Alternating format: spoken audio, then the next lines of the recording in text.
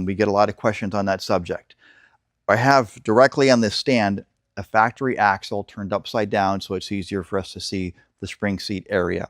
This is a factory monoleaf style seat. You can tell it's a monoleaf because it's rather shallow. I have a reproduction over here. It's a shallow seat compared to this much deeper seat that you'll see on a multi-leaf spring.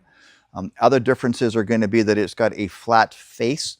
Typically, the way this installs is that there's a piece of rubber from the factory that sits on here in the seat, and the top of the spring is smooth. There is no centering pin to engage the axle or on the rubber.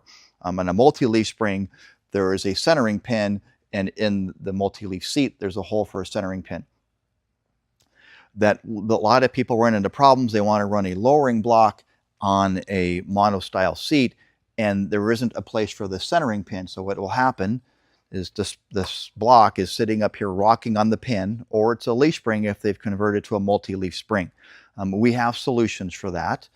We can do a factory reproduction of the factory multi-leaf spring, and we have a really simple common style of spring seat that has a hole for the centering pin. This is actually my favorite way to go, and I have one kind of mocked up with the whole install kit. It's got the tie plate and the U-bolts and a block, but the pin locks into the hole. It's really secure whether you have a block or a spring, and it welds on the axle. Really simple. There's no more rubber involved. All of your high torque applications like pickup trucks, towing trailers, they never had this rubber from the factory. It was only in Camaros and Novas. So that's one way to do this. Another way, which is a new part we've just made, is this adapter.